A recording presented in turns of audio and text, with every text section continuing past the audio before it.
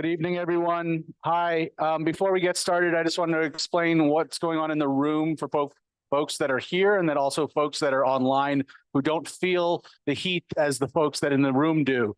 So the room is extremely, extremely hot.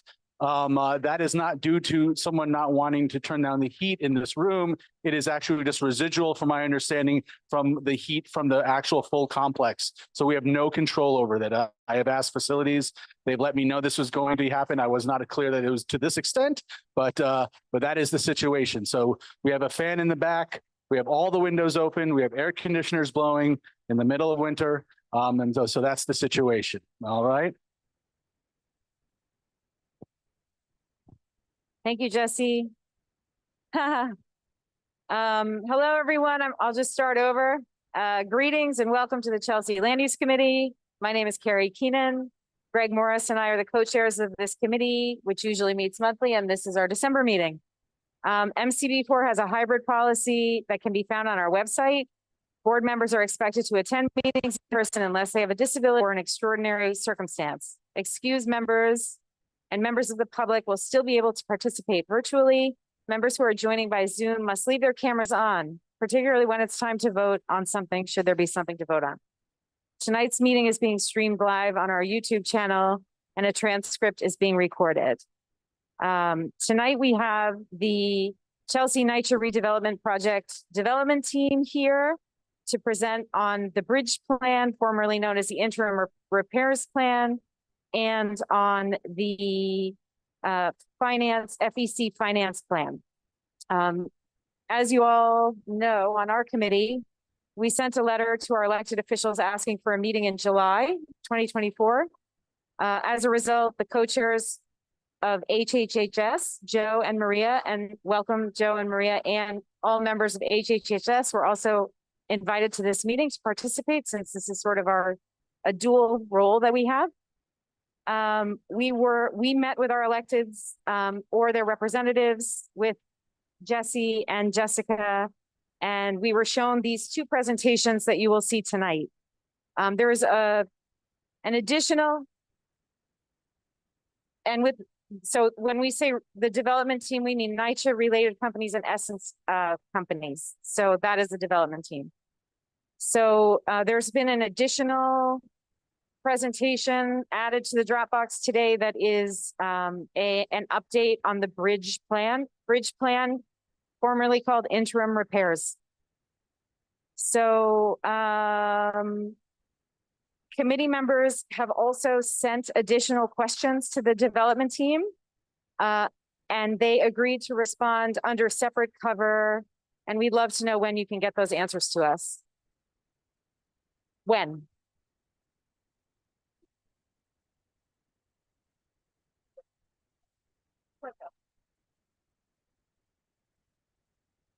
We have to fix that for you.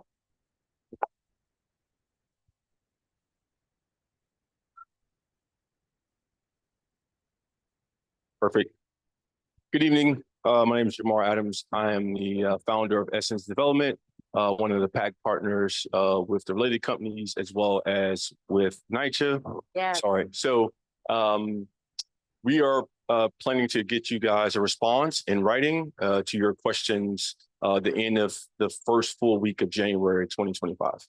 Thank you, Jamar. I appreciate that. No problem. After the presentations, the CLU and HHHS committees will have the opportunity to ask questions. Each question is limited to 3 minutes, because we suspect we'll have a lot of questions, and it's hot. And then that will be followed by public testimony. Please sign up if you wish to speak over on the side of the room. Public safety agents are also present to assist if anyone requires any intervention.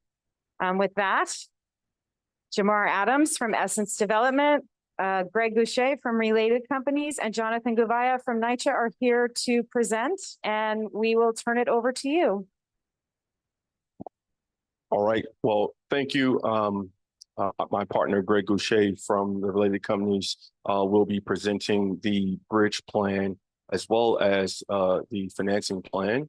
But I wanted to share very quickly So we're excited to be here tonight. Thank you guys for coming out and enduring this heat.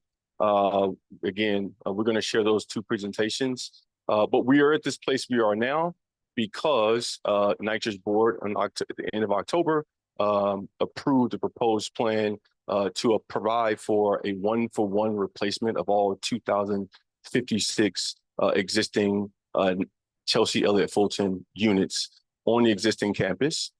And so their approval not only allowed for us to continue to move forward with the proposed plan as we pursue environmental approvals, but it also allows for us to start, we signed a license agreement, which allows for us to start in earnest the bridge plan.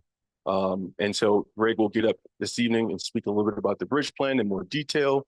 But what I would like to say is that our team, both related, Essence, and NYCHA, are committed to providing a dignified wait for the residents as we move forward with the plan. And that dignified wait would include this bridge plan. And what is really important to us is that every resident that currently lives at Chelsea Elliott Fulton will have a home, a lease, and a long-term lease for their new apartment in Chelsea Elliott Fulton once the proposed plan is complete, after we receive environmental approvals, et cetera. So thank you, and I'm going to pass the mic to Greg Boucher.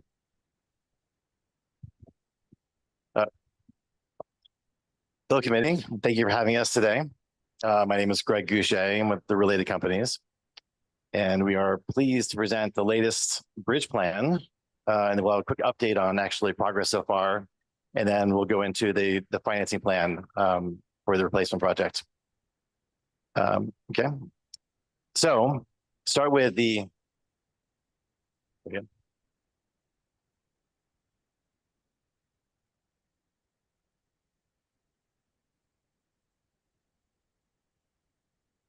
Should we? There we go. There we go. That's better. No, there's two. This is great. This is the first one, and then that's the update. So this plan has been in preparation for over a year. The related Essence NYCHA team has been working together to come up with this, this perfect plan. It will never be perfect, but we're going to start here and iterate. But a lot of work has gone into this plan. Next slide. And really, there's one main goal, right? Delivering the quality of life the residents expect and deserve. That's what we're going to achieve. We're starting with this plan. If we need to tweak the plan along the way to achieve our objective, we'll do that. And this is really a combination of the developer and NYCHA's resources, time, commitment, and really by working together, we can have a much more effective solution than if either of us did it alone. So we're very pleased with the plan. It's going to evolve, as I said. Next slide. So 3 major pillars: safety, livable standards, and doing things that are high impact. Again, these are all things that we're doing with the existing buildings while the residents wait for their new homes. Next slide. So again, a lot of work has gone into this, and all data-centric. We started with all the data from surveys that we did with the residents to find out what they know, work order data, over 4,800 open work orders, other building reports. We analyzed the results. We isolated the major issues, find out what the causes of the issues are. We talked to NYCHA's various departments to find out what their resources were, and where they're lacking resources, what they're particularly good at, and what they needed help with. Talk to residents, talk to vendors that we found, most of which have done this kind of work before. They're used to working in NYCHA buildings, and then we, a loop back, and then iterating over the period of last year, we came up with this plan. So there's a lot of work that went into this, data-driven. Thank you. And so more recently, the iteration was shifting a bunch of in-unit work from the NYCHA responsibility into the developer responsibility. And this is based on conversations, again, data and conversations we had with NYCHA about what their real missing resource is. But by doing this, we actually, 6 months ago, it was 30% of work order work is in the developer side. Now it's over 70%. And to dive a little more deep into the NYCHA work orders, as I said, there was 4,800 independent open work orders when we were doing this in May, and 58% of those were painting and plastering. Another 9% cabinets, the sort of two largest categories. And so we thought that was kind of obvious. And the reason was NYCHA doesn't have the resources in that particular department to do painting. They're pretty good at pipe repair. They're pretty good at mold, those things, but the painting and patching is where they need resources. So we said, okay, great, we'll take that on. So by switching that and also doing the cabinets and a bunch of other things, we end up with 70% of the work order tasks being in the developer court, with NYCHA holding many fewer responsibilities. Next. Pest control. So we did surveys, almost a third of the population back in 22, and determined that there's 72% reported concerns with pests. So we realized this is a hot button issue we need to address. 88% were about roaches, 32% about mice, 23% about rats. So we engaged a company that does all this and came up with a comprehensive plan to work on all this. Bait stations, in-unit pest control. We moved a rat fence already. The trash chutes, many different angles. A full comprehensive plan. Thanks. Security and access. So again, through our research, through our surveys, we determined that, I guess it's not surprising, New York City, a lot of people feel unsafe. 47% don't feel safe in the neighborhood. 25% have safety concerns about their kids coming and going to school. 12% have been a victim of a crime. And 27% of the doors are broken, right? Allowing loiterers to get in and decreasing the safety. So this is a multi-pronged solution. One, we have security concierges, which we have started last year, and we're going to be tweaking how that works to maximize the effectiveness. We are fixing all the intercom systems, all the access controls, the fobs or keys, fixing all the doors. We've already fixed a bunch of them, as I'll tell you in a second, but really sort of focusing on the front doors and the exterior security. Next. Building systems, heating, hot water, elevators. Again, we use a lot of sort of outages reports from NYCHA to determine what the real issues are. And certainly there's no lack of heat today in this room, but there's some heat outages, there's some hot water outages, and there's 55 elevator outages. I'm not sure the time frame, it's probably a year. And so we went into each of those to figure in detail how can we help? And there are some high impact things that we can fix, like replacing defective steam traps, which we're going to do.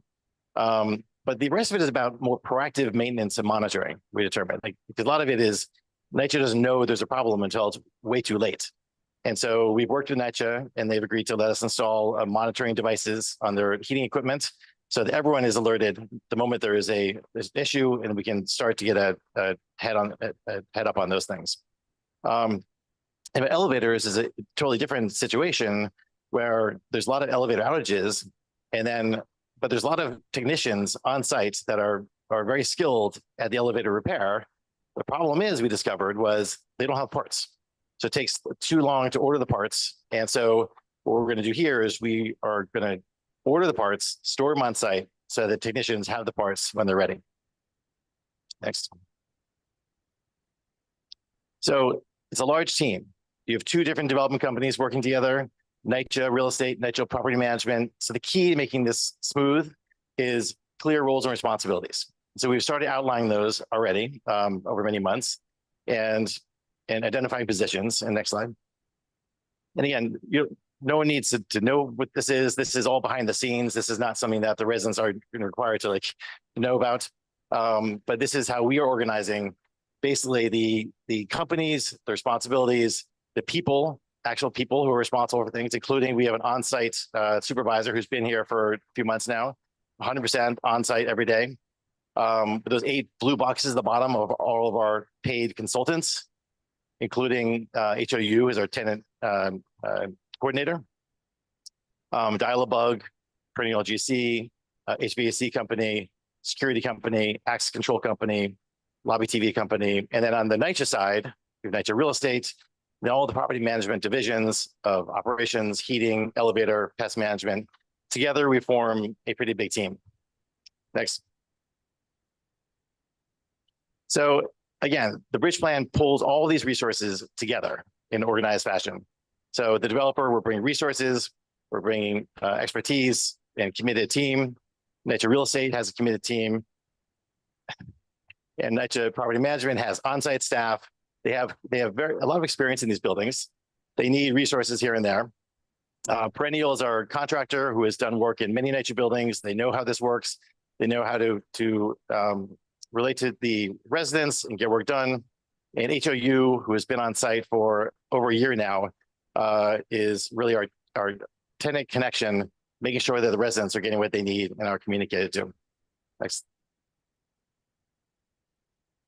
So if you put all this together, the developer is actually doing most of the work here. The remaining NYCHA's responsibility, I mean, they are technically the property manager, so they're doing typical maintenance. But they also are keeping the lead, asbestos, and mold and leaks, largely because that's a environmental scope that has special requirements. But we are confident that with our help and all the other points, it'll be a seamless work. Next. So we're not going to have any disruptions tonight. We're going to be civil and let people speak when it's their turn. If you want to sign up to speak, Caesar, you can do so in the back on the side. Otherwise, we're going to have to ask that you leave. Thank you. Okay, next slide. So here's our approach. We got to what the plan is, and now how we're going to execute this. Next slide. And again, this was a presentation that was given at the end of October, so things have happened since then, which I'll go into. But you've seen this before, perhaps three kind of waves, as we call them. The one, security and pest control, which we started back in February. Wave 2 is the building work. And that was, as we always committed, 60 days after the execution of the MDA, which happened on 10/30. That did happen, as Jamar said. And so that date was technically 12/30, although frankly, we started on the next day on 10/31 to get a jump on it. And we've had progress already, a lot of progress, even though before the start date. Wave 3 is the in-unit apartment repairs, which again, we've always said 120 days past the start date, which will be end of February. And we're trying to get a jump on that too. That's more complex, allows more integration with NYCHA, but we are lining that up and we should be able to start that before the start date as well. Next slide. And so the in-unit work order closeouts, we're going to do this in a uniform manner where probably one building on each campus at a time, where the full SWAT team goes in there, our contractors, representatives of the developers, the various subcontractors will handle one building and then close it out in 2-3 weeks, move on to the next building, and systematically finish all these work orders. So again, this is just a broad brush sort of outline of the basic idea of closing these out by August of next year. So from the resident experience, they don't need to know any of this, frankly. The residents will continue to use the system they use, the mobile app or the call-in center. They do not have to learn a new system. They don't need to contact different vendors for different things. They just go to one source. We coordinate everything else behind the scenes. With NYCHA, obviously. HOU will remain on as an advocate for the residents and support, and make sure communication is there. If they need something, they'll let us know. And then we are going to incorporate a resident feedback after the unit closeouts, so that we make sure we get the feedback from residents that the work was performed satisfactory and everything is actually closed out. Yes. And that's it. Before we go to questions, I think we're going to, next presentation is. It's not your turn to speak right now, but I will call you when it is. Thank you.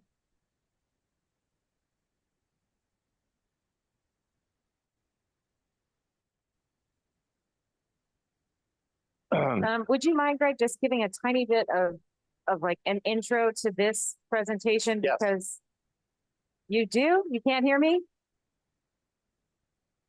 because this is new to us. Yep. So if you wouldn't mind just explaining it a tiny bit. So this, what I gave you, the presentation was what we gave at end of October. And right before we got the MDA signed. This is a month and a half later, and this is a report on what we've done so far. This is an update.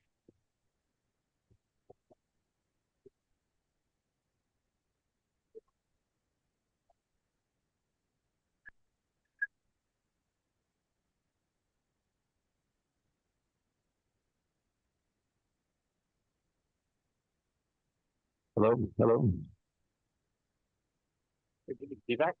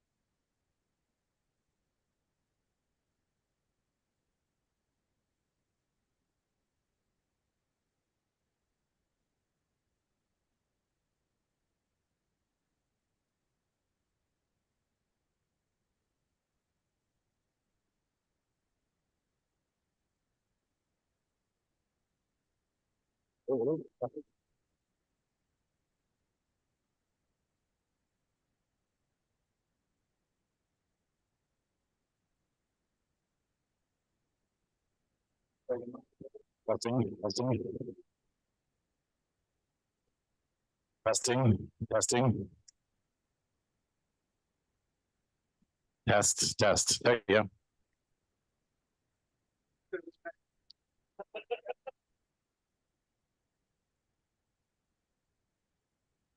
Okay, thank you. Sorry about that. Great, thank you. So the next short presentation is a update on what's happened to date from October 30th. I know the last presentation said we weren't starting anything until 12:30, but we couldn't wait. So we started, and I want to give you a report on what's happened so far. Next. So on security and pest control, this has been going on for about a year. We have daily reports. There's been 332 security incidents tracked to date. 215 maintenance incidents that have been tracked. Pest control, 85% reduction in the wrappers in the last 3 quarters. We've managed to do 42 in-unit pest treatments. And but the compact shoots, clean and treated, 13 are happening this December and 19 in January. And then more to follow. On the base building work, you may have seen the 3 lobbies we've completed.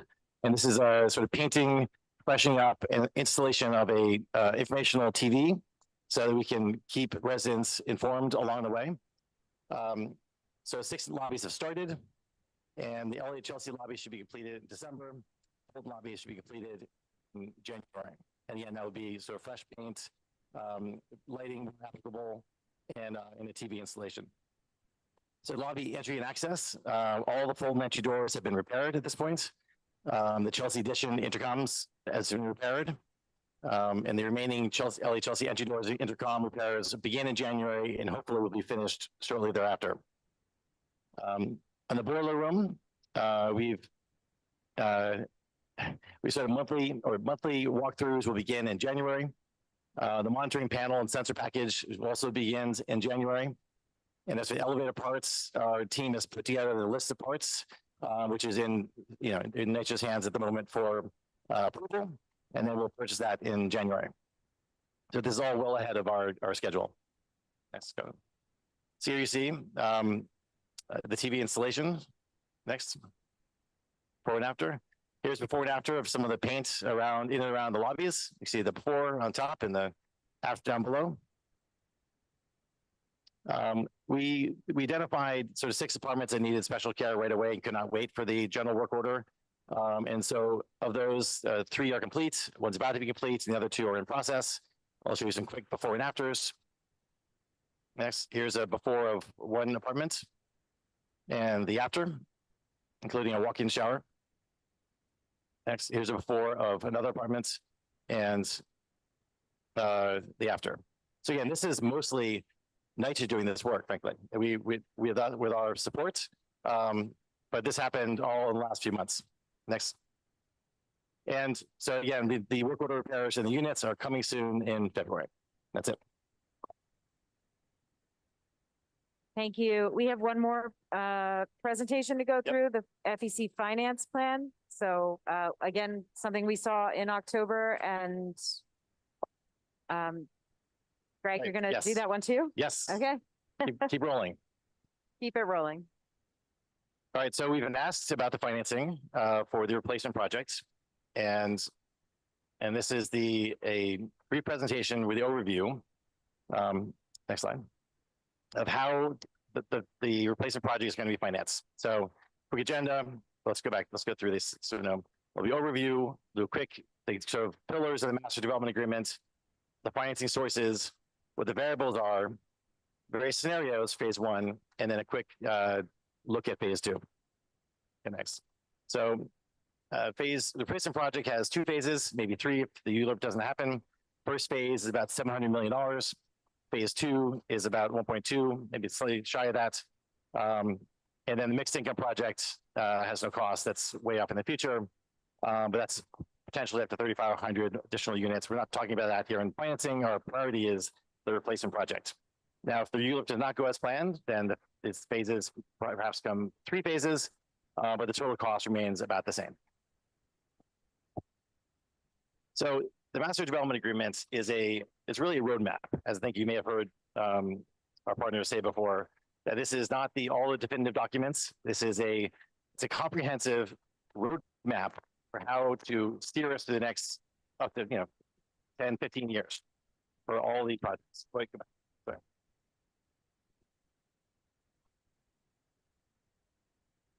No.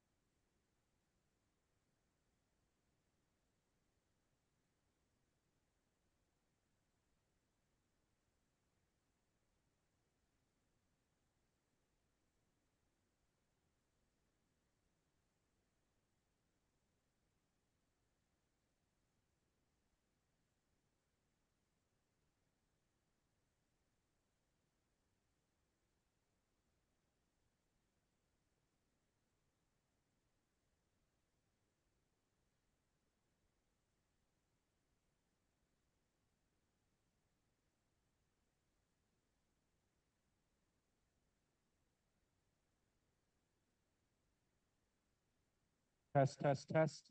Does that work? Does that work for everybody in the room? Do folks online, Betty, do you hear me? Betty, do you hear me? Yep. Okay, I think that's a yes. You were off mute before. Mike, if you're online, do you hear us, Betty? I can hear you a little bit, Okay, well. but not a lot. better. Yeah, Okay. I can we'll hear have you. to I can hear you check pretty that good. Oh, now out. it's Thank you very better. much, Mike. I hear you pretty good.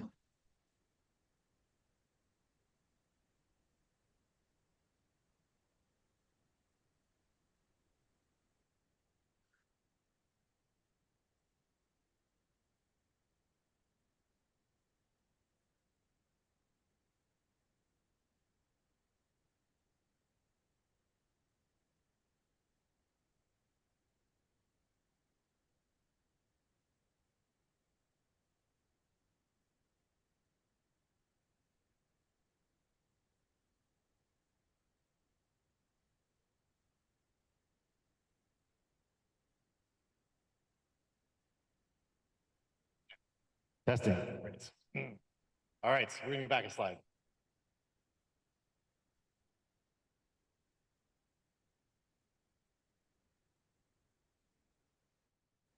Jessica, could you go back one slide?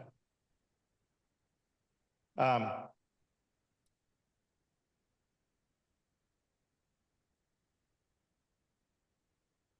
we go. Okay. So the master development agreement, which was signed and approved by the NYCHA board on October 30th, it's really a roadmap. It's a full legal document, but it's a roadmap for outlining this plan. And again, this is a up to 15-year plan. So a lot can happen in 15 years. And so it needs to be really thoughtful about what it is. And here are the 5 pillars that I pulled out as I thought is most relevant. Number one, that as Jamar said, the resident rights, including a new home, increase quality of life while they wait for the new home. That's like number 1 priority.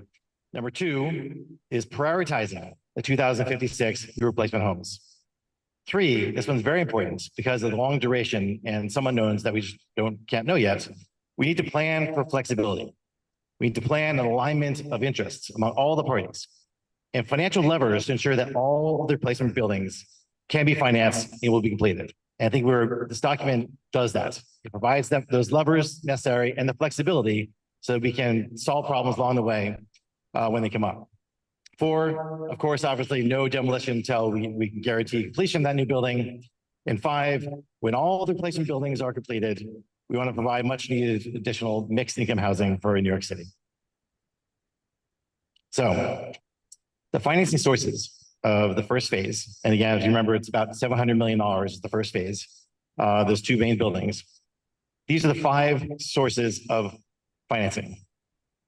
Now, the first 2 are debt, right? Borrowing money from a bank, and forget the tax and bond versus the conventional for a second, but combine the debt, and that's driven by rents. You have to pay interest on loans, and so you need rents, less operating costs to pay the interest. The higher rents, the more debt you can have. Equity. This has not changed since the RFP. 63.4 million of cash equity from the developer. And then low-income housing tax credits, also known as LIHTC. Now this is sort of tax credits that you get when you have taxes and bonds, right? So the more taxes and bonds you have, the more LIHTC you have, and that is just additional equity that goes in the project. Now, the 5th one is really just the gap fill, right? Because we don't know everything right now. We don't know everything for phase 2. We need to have a solution to make sure that we can have gap fillers if needed, if one of these other sources is less than we think. And so the first phase sources, actually, we believe, is going to be satisfied by the first 4. So we will not need to actually dip into the advance MI land payments. What that is essentially leveraging the value of the future mixed income projects, right? To basically help finance the replacement projects, right? And we would rather not do that, right? It's kind of inefficient financing, and but it's a backstop to ensure that we can do the replacement projects if one of these falls short. So our current plan for the base case is about 45 million of our equity, and then a big slug of tax and bonds and conventional debt. And in this bar chart, the blue is the combination, because for this purposes, it doesn't matter whether the debt is tax and bond or conventional debt. It's just the amount of debt which is serviceable by the rent. And then the gray portion is the tax credit equity. And so that's the base case, which does not tap into number 5 at all, does not actually burden or leverage the mixed income land, which allows for more flexibility down the road. But that's the way we'd like to keep it. Next slide.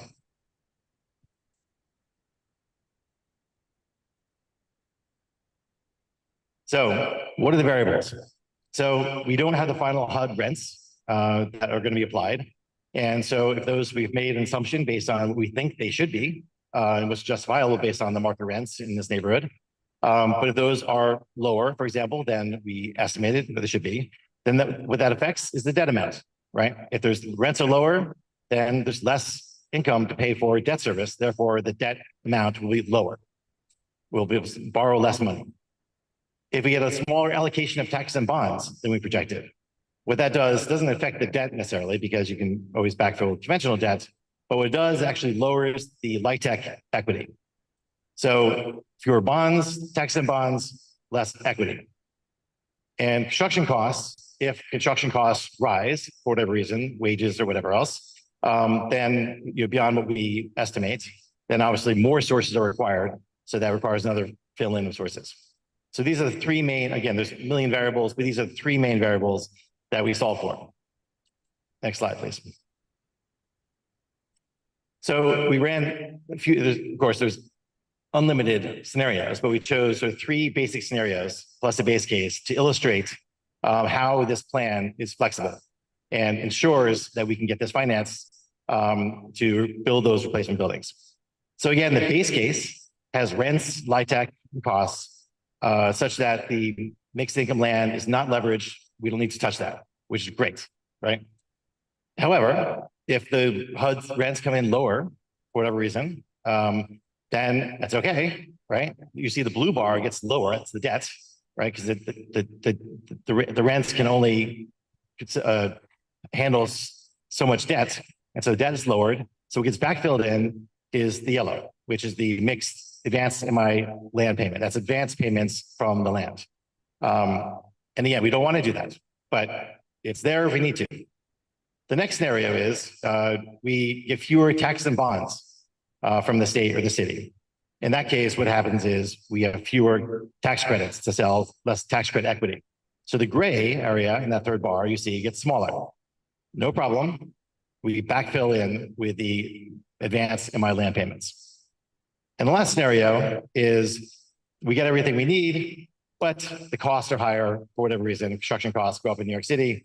And if that's the case, then that additional would have to be backfilled by the mixed income land subsidy. So if the costs go up, if the costs are higher than we thought, right? If it's not 700 million, but 750 million, then we don't have sources for that in the other categories. So we have to leverage the mixed income land to provide a financing gap.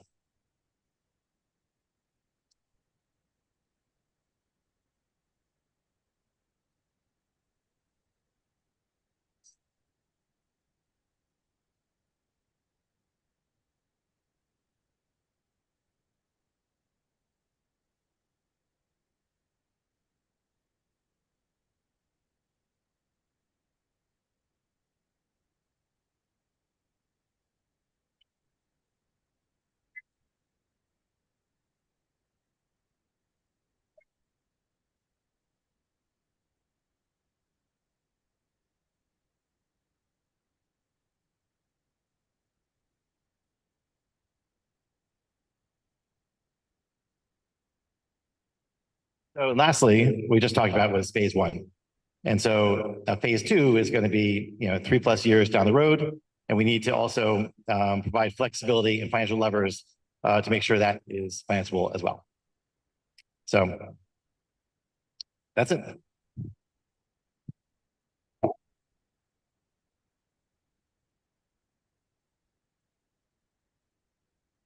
Let me try this one. Oh, this one's working. Okay. See, thank you. Thank you very much. Really appreciate that. We're going to go to the committee first for questions.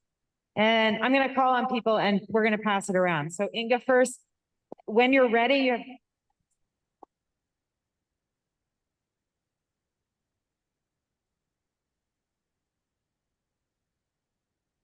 Ready, go. The question on the way that the debt consolidation is described here, between the conventional borrowing and the bonds, the tax exempt bonds, you kind of lump those together, but if you could get more tax exempt bonds, wouldn't that also increase your LIHTC contributions? And that part was missing from this presentation. That's exactly what happens. It's really no effect on the overall level of debt, because if you get less tax and bonds, you can have more conventional debt because it's still the same income. But what it does is actually lower allocation tax and bonds decreases the LIHTC equity, exactly as you said. Second question, on the mixed income component of this, you're dependent upon the ULURP being passed to do that, but is there also a financing scheme for no ULURP and no upzoning, but rather just keeping it as is? There's more mixed income land, so more sources available, but there is, even as of right, there is substantial mixed income land property value.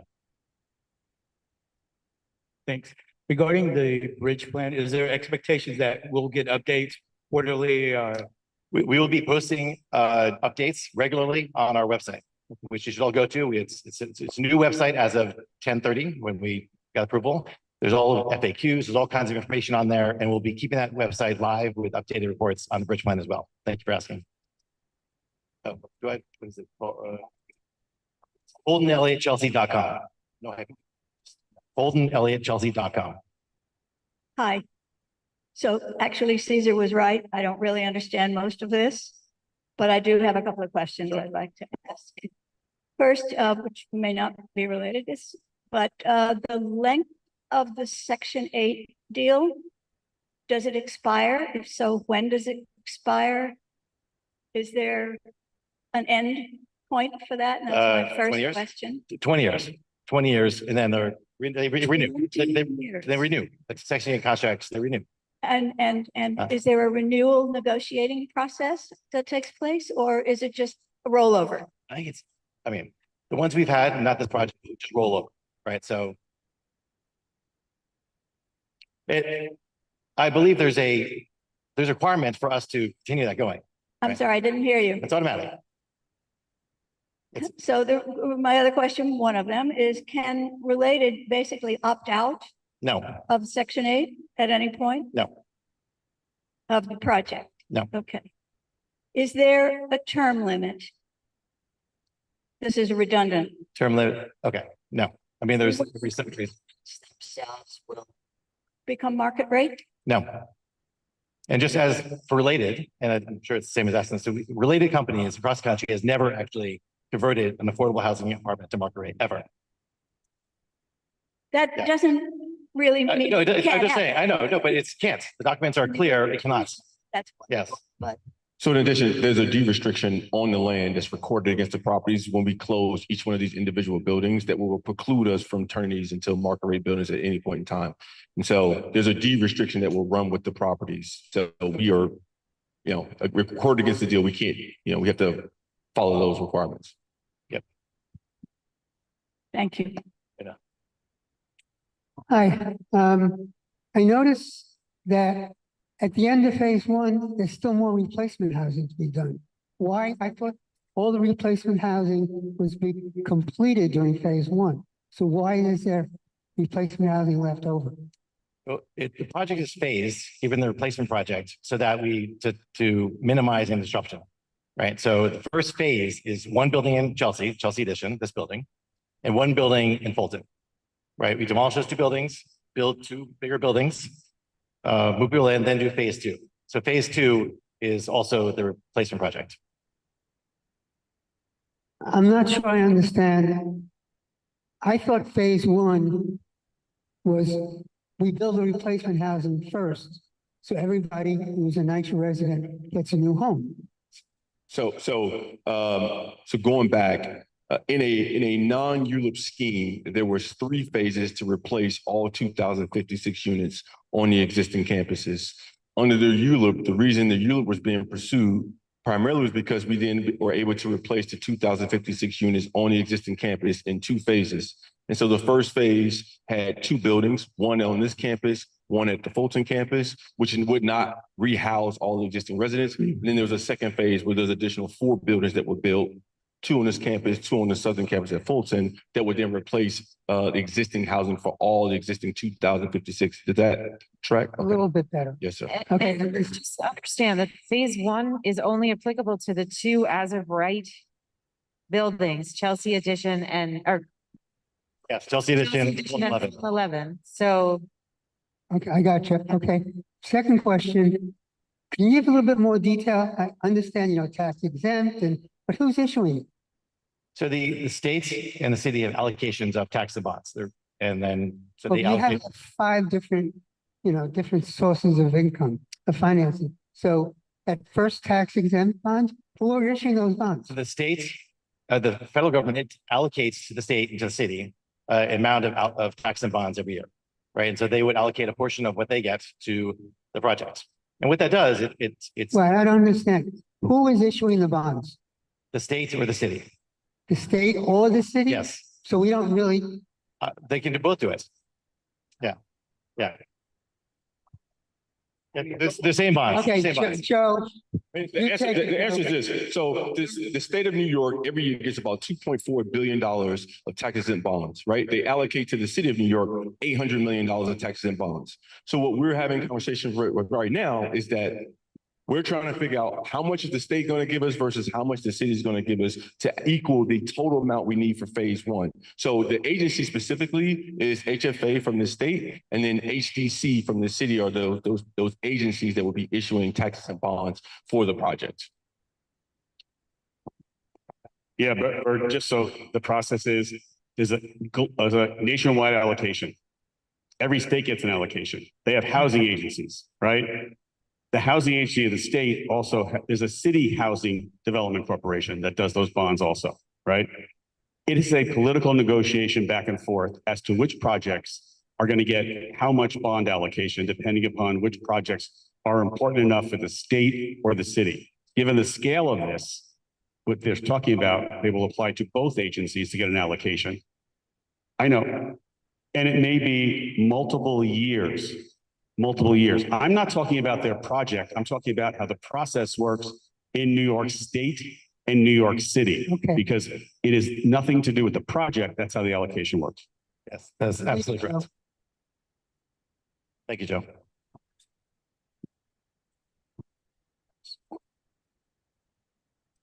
Hi, one thing that stands out to me is that the estimated cost now for the new replacement buildings total is $1.98 billion. That's way more than the $1.144 billion that we were told a while back, which was like 2 1/3 times the PNA of NYCHA.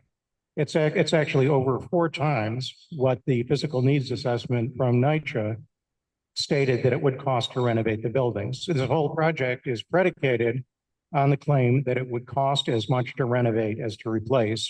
So we're now looking at 4 times the original PNA cost to build new buildings. How did it get up to 1.98 billion? We can send you detail on this. I mean, this is the latest PNA was more like $1 billion. And that was the latest PNA. That's only hard costs, right? So this is new. The PNA and the 1.1 was hard costs, construction costs only. The 1.9 is probably actually a little bit high. It's probably a little less than that. I would include soft costs and other things. Can you explain what's different about these buildings, which are actually 4 separate developments, that keeps them from being renovated at a comparable cost to Williamsburg houses, which was heavily contaminated with lead, according to NYCHA's CEO, and which had to meet the standards of the Landmarks Preservation Commission and was fully renovated, comprehensively renovated, including a new heating system for 55% of that old $1.144 billion estimate. We've done this analysis and we've shared with you a lot of the details from it. And, inclusion, the new buildings are more expensive. We can send you more information on this, but the new buildings are more expensive for sure. But also new buildings allow us to have other taxes and bonds, et cetera, to help close the gap. The renovation would cause more capital subsidy required.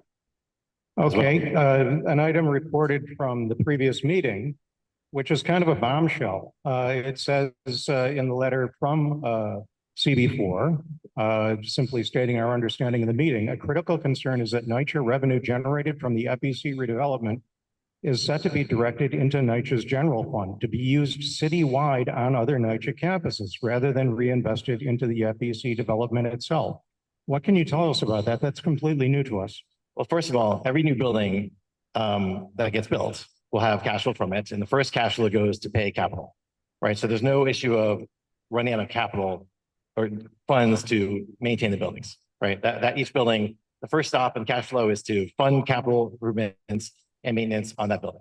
So Right, but what's this about sending the money off-site? I don't know about that. Okay, That's not, it's not up to us. Huh? Yes. Do you want to answer this question? So with all of our deals, whether it's the rehab deals or new construction, we get a share of the cash flow. So what I think you're referring to and was referenced is that when this is all complete, there will likely be a share of cash flow that NYCHA will get, and NYCHA will determine what to do with that cash. It's the same thing with Williamsburg and any other packed renovation that we've done. will any of the mixed income, the revenue from the mixed income part, let's say that's not needed for phase one or phase two for replacing the NYCHA buildings. Where does that then go? Sorry, say that again. You've spoken about the mixed income land revenue Mhm. as being kind of a gap filler in case the other financing elements can't pay for the reconstruction of the NYCHA buildings. Let's say you don't need it for that. We're talking about a huge amount of new housing being built. Where would the revenue from that go? NYCHA will determine what to do with that at that time. Okay, and it obviously won't be going on site because in that scenario, the new NYCHA buildings are already paid for by other means. Well, yeah, there'll be brand new buildings, brand new apartments with all the amenities. So we would be able to use the money at a different site. It's just a staggering amount of money that Related could make from 2/3 of those sites with buildings up to 39 stories tall. Well, again, NYCHA will get a share of the cash flow. So we will determine what to do with the money. It would be nice to see details on that. And lastly, can you tell me the amount of the bonds that you envision? We had that slide up earlier with the bonds. No, the total amount of bonds that you would need, a number? There's about $300 million that we're looking at for the first phase. And as Joe said, it could be spread over a couple of years. Thank you. I'm going to go to Marty. Sorry, we do flu first and then we'll come back to you. I'm with Pam. I'm very overwhelmed by this. And I've been asking my coach to give me some of the information, and he has. And here's my question. How do I trust the numbers you're showing us? And will there be an independent verification of these numbers?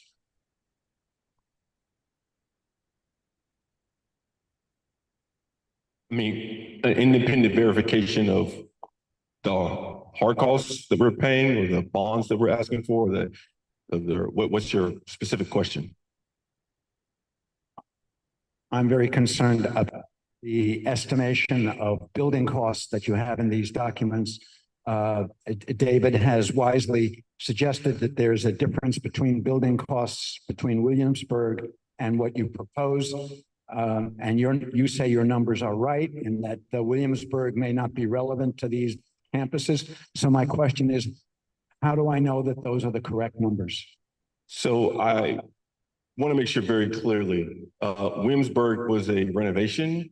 What the proposed plan is that NYCHA's board voted on is new construction of buildings on the campus. And so the building of new is more expensive than what a renovation would be. So what we're saying is, if you look at the numbers, that $1.9 billion, what Greg was saying was, that is the total cost. That's soft cost, that's relocation cost, that's bridge plan work, that's security cost, that's everything that goes into this. And so when you start looking at dollar for dollar of hard costs versus hard costs, like we're around the same number, about $1 billion in hard costs.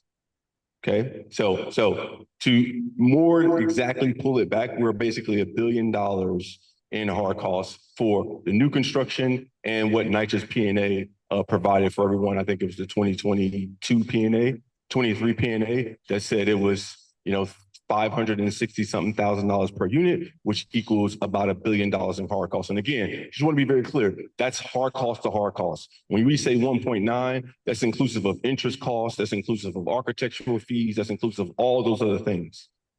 And then again, the one really important thing for us is that none of the residents will be relocated or anything until which time we have the financing in place for the project. So once we have a financing in place, we have a construction loan closing, like the development partners, Essence and Related, are on the hook from a completion guarantee perspective. So once we start the buildings, we have to financially finish them. The banks are going to look for us to put money in to ensure that we finish the buildings. And so when you start saying you have concerns about costs, we want to make sure the costs are right because we are the ones that will be on the hook to finish the buildings with our dollars, right? So that's one, again, make sure that's very clear. So you're saying your own internal networks are verifying the costs. And my question is, you just said that the unit cost was $500,000. The Williamsburg unit cost was $300,000. So how do I know the 500,000 hard? Yes, it's right. These numbers don't help me compare apples to oranges. So the question. The Williamsburg project was done, it's a few things. Those buildings are not comparable to these buildings. They were low rise, about 4 to 6 stories. And the whole design of those buildings is completely different than what you see here, number one. Number two, the Williamsburg deal closed in December of 2021, which means we designated the developer about a year prior. So that gets you to the end of 2020, and they did their scoping all through 2021. It was a very different economic situation in terms of costs, in terms of interest rates and the like, which is why the Williamsburg project has a very different cost profile than what we were talking about in terms of renovations here. Because the P&A that Jamar mentioned was from 2023. So that takes into account a lot of the changes that have happened in the macro environment. Thank you. That brings me to the original question I was asking. How do we know the numbers that you're saying are the correct numbers, and what kind of independent verification is there of those numbers? The P&A is done by a third-party engineering firm. They were done for NYCHA. We did not do those studies ourselves. AECOM had done those studies on behalf of NYCHA. Jackie, please. Jackie, please. So can you make that information public? The P&A is online. Great. Thank you. Hector. Gentlemen, thank you for coming tonight. Really great presentation. I'm pretty excited about the prospects coming up. First of all, just a full disclosure, I am a resident of Fulton Houses, representing the community there and LHLC. I'm very happy with the results of the Meanwhile plan that it was originally called.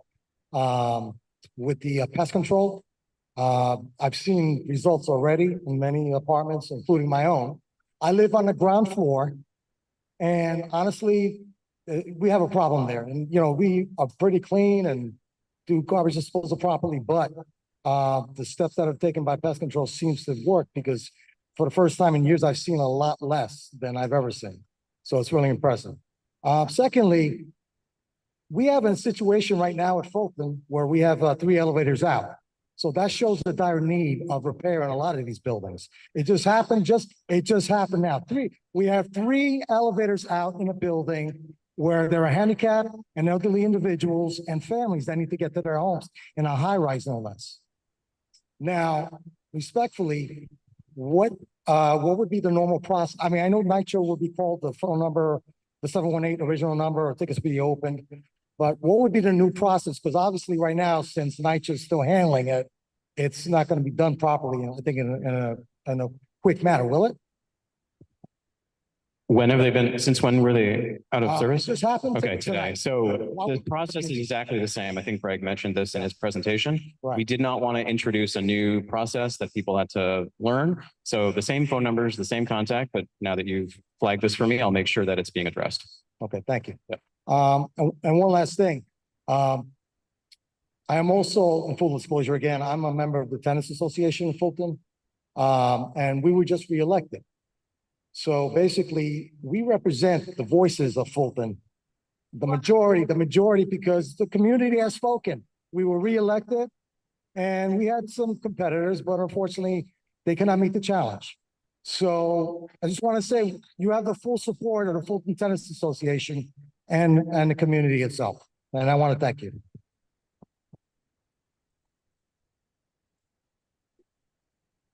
Thanks. Betty? Hi, thank you for the presentations. I have a couple of questions. In terms of the bridge plan, I wondered who is paying for all these repairs and good things that are supposed to be happening in the next couple of years. So that's one question. Another question is, I believe that there has been no completion of a NYCHA review, and it's a little confusing in terms of the assumed approach to the situation in the financial plan, because it assumes buildings being demolished. And so there's no comparison or impact analysis. So that's a little confusing. And the other thing is, for many of us, we don't have the expertise to understand all the financial report details. And so I think, at least this is not a question to Essence and the Housing Authority, but that Community Board 4 consider having an independent, neutral evaluator of the approach in the financial plan, and that everything is above board and makes sense. Maybe there's the independent budget commission or an academic group that could help. And that's the Community Board 4 topic to think about. But the other two are for you guys. So on the first, with the bridge plan, remember, it is a partnership between NYCHA. We're still on site. We're still doing repairs. So there's a certain amount of cost that we are taking care of because that's in the normal course. Essence and Related, as you heard, they'll be supplementing our efforts and really bolstering the service to residents. And so they are going to be spending several $1 million between, when we signed the MDA a couple of months ago and all the way through this process. So it's a shared cost, and they're going to be putting in several $1 million at their risk. So that's the first one. Is that money for the repairs and so on reflected in the document you gave us in terms of the financial plan? It's in there. Yeah, it's in there. Yep. That's included. Yes. Okay, thank you. And then keep going. And then you asked a bit about the environmental review, I think. So it is ongoing, and we expect to get the results and this final sign off by the spring of 2025. And so we will better understand the impacts and mitigations, and all of that's is being studied and will be released in the coming weeks and months. And there'll actually be some hearings in the early part of the year before the actual final record is released. So the public, just like last year, we had some hearings when we first started the environmental review process. The public will have an opportunity to hear about the impacts and the potential mitigations. And then the final record will be released, like I said, by the spring of next year. And then once we get the environmental clearance, we could begin with those first two buildings, Fulton 11 and Chelsea Addition, which are the two as-of-right buildings. And then the rest of it, as you know, would be, dependent on the ULURP under the current plan. So wouldn't the environmental review have alternatives? Isn't that the way it usually is? So, yeah, so the environmental review, if it determines impacts, will have, it will also have, if it has determined impacts, it will have mitigations, but they will also have alternatives that they, provide and project for the public to see. The other thing I think what you brought up, which I think is important, is that the $1.9 billion that was shared in the number for the entirety of the replacement and the 700 some odd million dollars for phase one, as you accurately reported, would potentially be updated if we determine that the impacts and the mitigations that we have kind of loosely projected would have to be increased because we have greater impacts or our mitigations have to be altered. And so there's a potential that the cost for the project goes up as we have to address those impacts. Okay. Thank you. Thanks, Betty. Mike Noble? Oh, Viren, Yes. sorry. Yep. Oh, okay, Well, Viren, go ahead. We'll go Mike first. Usually you go last, but we'll take you now. Okay, just one one thing, because it hits close to my home here. You know, when related is taking responsibility for a certain kind of repair, right? How do we find out the progress of those repairs? I'm thinking about what's happening in my own building right now. You know, we haven't had a third of the residents here have not been able to get their mail delivered.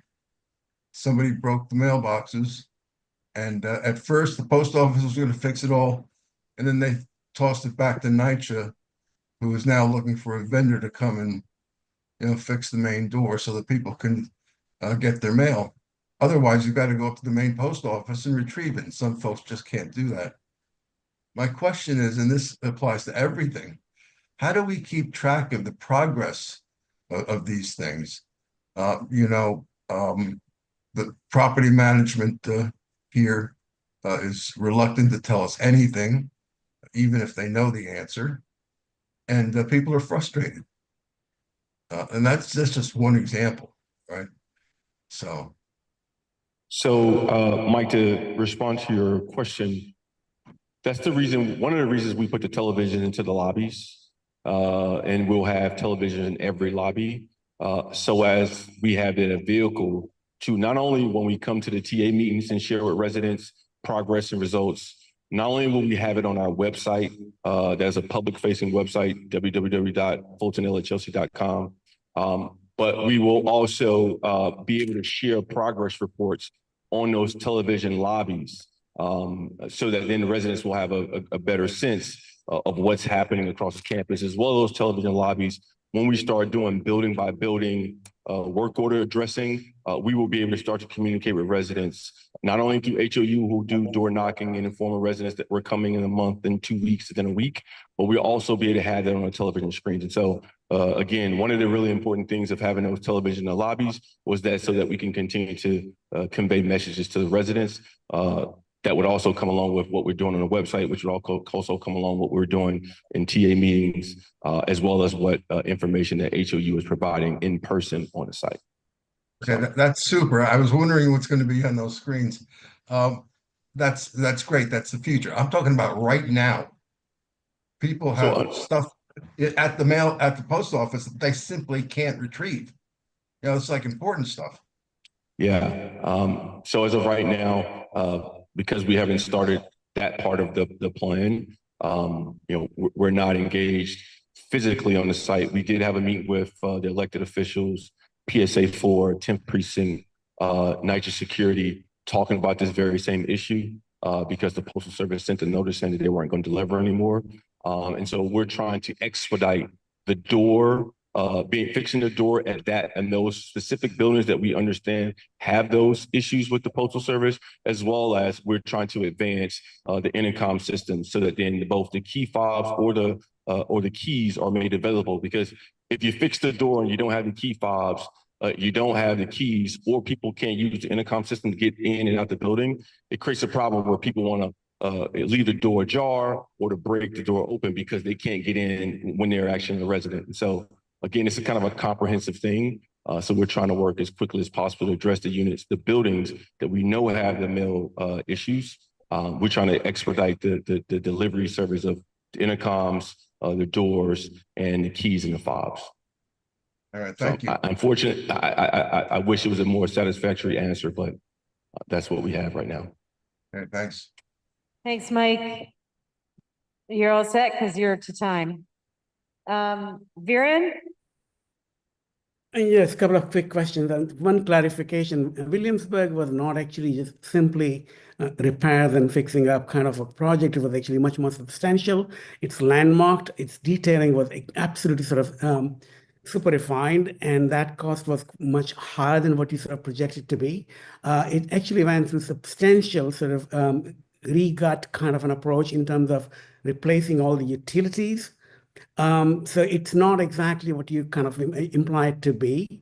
That's number one. Number two, I'm an architect. Other people on the board are architects, and we do understand that $1,000 a square foot pricing for even new buildings is way too high. So I think that you should keep in mind as well. Unlike Fulton and Chelsea Elliott, Williamsburg was actually very well designed and well constructed years ago as well. So if you really think about the structural and quality of construction for walls and tile cladding, corner windows, a bunch of other cool features, they actually would turn out to be much more expensive than Fulton and Chelsea Elliott because of the sort of quality of design itself. So I want to make it sort of known to members of the committee that that cost of $450,000 foot was not because Chelsea, because it's a sort of low-rise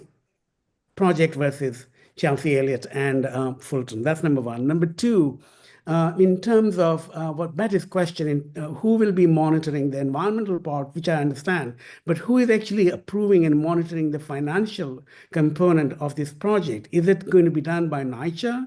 Is it going to be done by state? Is it going to be done by city? Or is there going to be an independent entity that is actually going to not only just monitor, but actually analyze your financial package and make sure that it's legit? Because what I'm hearing is from $500 million, it becomes 1 billion, then it becomes 1.9. And last person just now said it could even go higher. So where is the sort of, what do you call it? Where are the caps? Where are the sort of, who's going to hold these numbers together in a place where we can all live with? So there's a lot of oversight. Number one, we at NYCHA have to make sure we're getting the best deal for NYCHA and for NYCHA residents. Number two, all of these projects have to be approved by HUD. So the federal government, a branch of the federal government, is going to be reviewing the financing plans before they support these deals.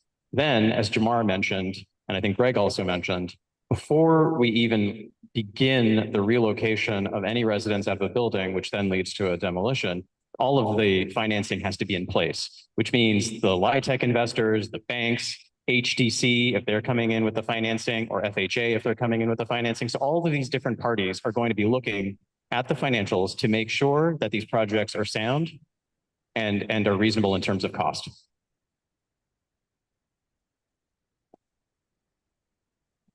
One last question. You're done? Yeah, sorry, I was just. Wait, did the timer go off yet? Just one tiny question. How many times people are going to have to move from their current location? Meaning, is it one-time deal or is it going to be 2 or 3 times? 94% of people will move once from their current apartment into their future apartment. And then the remaining 6%, these reflect the people who live at a combination of Fulton 11 and Chelsea Addition. They're the only folks who will do a temporary move. So they will move once to a temporary relocation, which would be vacant units at Fulton and Elliott Chelsea. And then once their new buildings are built, they will move back in. So the 6% of the population will do 2 moves. 94% of the population will do 1 move. Thank you. Hi. So I have some easy questions for you. Pest control. The pest control that you talked about in this slide where it mentions the results, that's 72% have mentioned it in their households, in their homes, correct? I'm sorry? Yes, in a survey, yes. And my question is, right, are you guys doing work outside only or in units as well right now? So phase 1 was outside only. We had started in-unit work And then we needed to pause to ensure that we were coordinating accurately with NYCHA regarding all the reporting requirements that they have to other agencies, in particular in the government. And so we are going to start back up the in-unit pest exterminations in the units in the new year. When in the new year? So, I mean, our goal is to do it the first week of January when Oh, everyone's that's back. one of the Yes. things you mentioned in the first week of January? Yes. Okay. And then my other question was another bridge plan question. It mentions, one of the slides says, 6 lobbies have been initiated for beautification and 3 completed. Is that 3 out of the 6 or is that 3 out of 9? I was confused. I didn't understand. So it's 3 out of 9. So there's 3 lobbies that have been completed. One here at 288. There's one at 427, and then there's one at Fulton.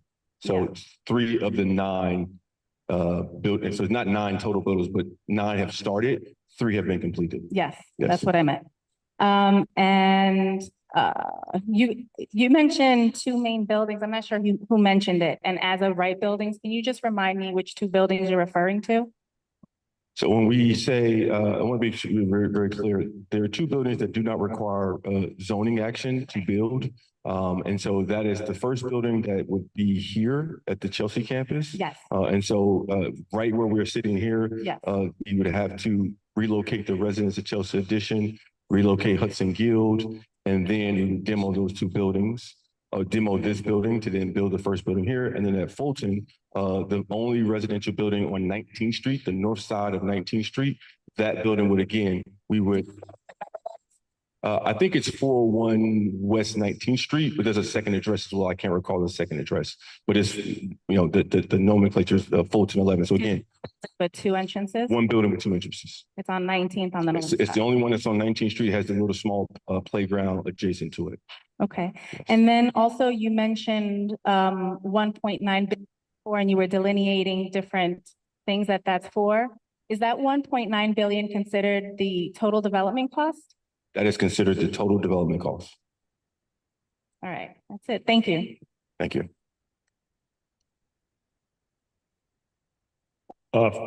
First, thank you for the renaming of the meanwhile plan to the interim repairs plan to the bridge plan.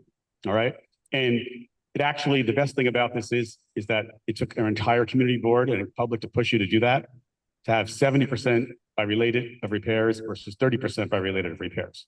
I'm making the assumption, tell me if I'm wrong, that whatever millions you may spend in that is going to be a discount against your eventual price paid to NYCHA. Isn't that correct?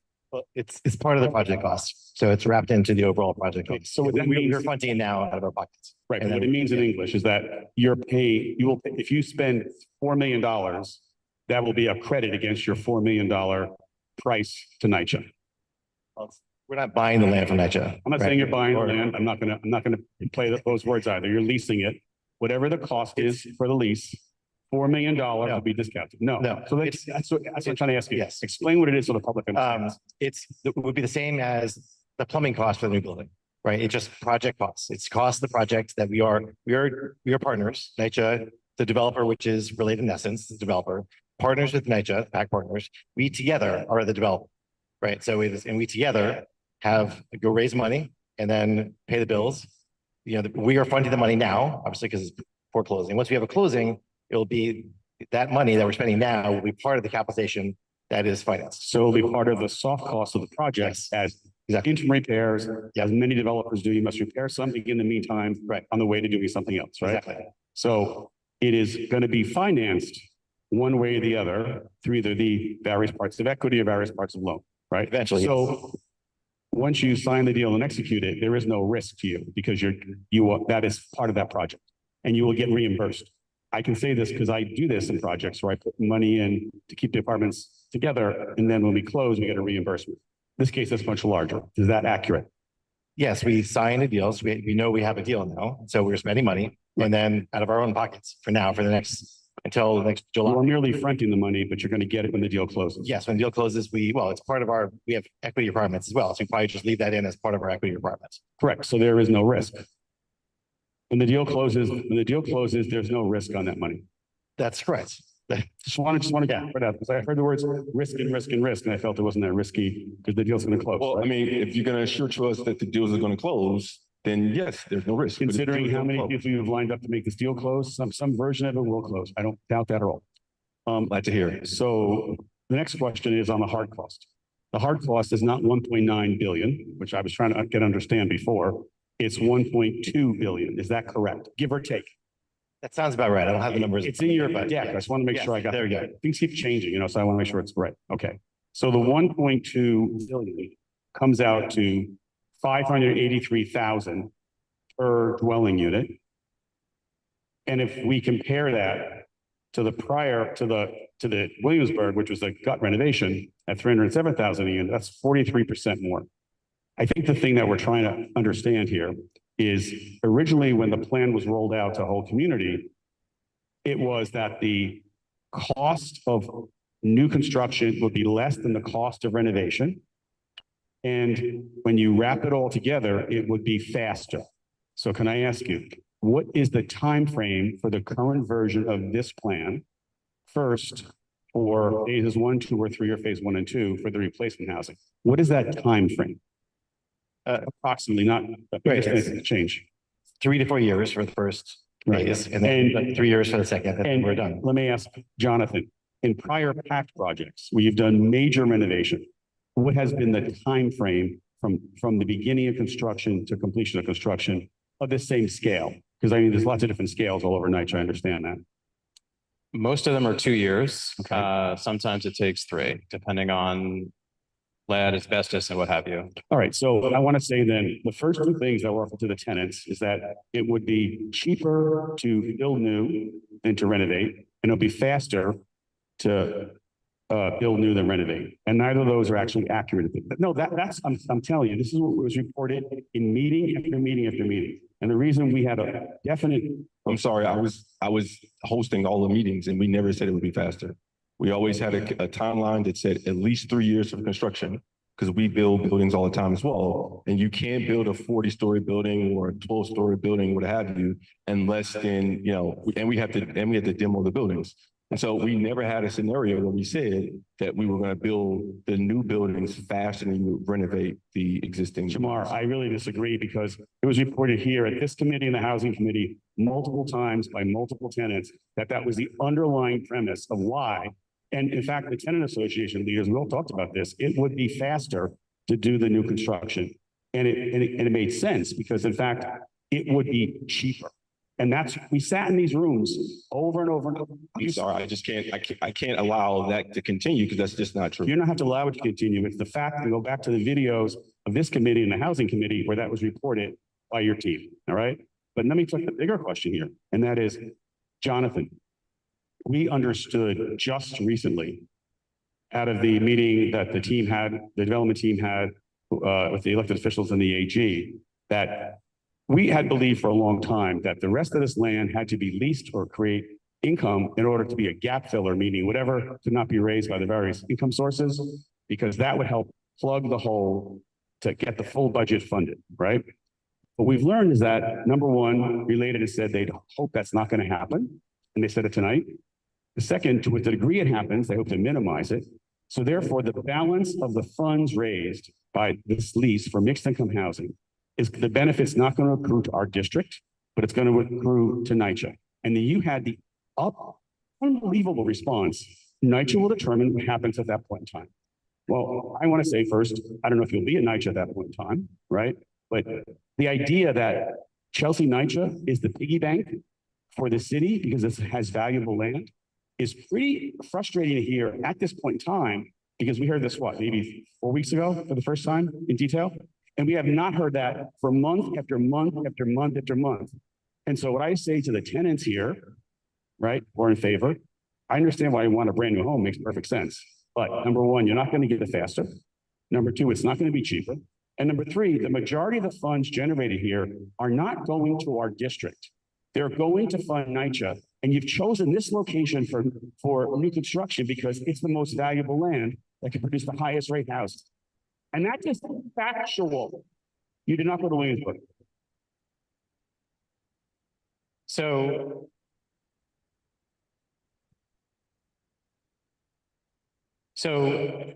what Greg explained and what we explained at the AG's office is that there's uncertainty. Yes, if all things fall into place, then there should be some land value. And what I was saying is, depending on the amount of land value that is realized at the end of this, we would determine how to use those funds. But a lot can happen, right? Greg mentioned, like, this is the total project is about 15 years long, and a lot can happen, right? The rents might not come through exactly as we want. We might not get the tax exempt bonds. Costs, we saw what happened in the last few years about costs going up. That could continue. So there's a lot of uncertainties. So we don't know yet what the total value will be that we could potentially use. So we're trying to keep all of the options open rather than, over committing to what that value could be used for today.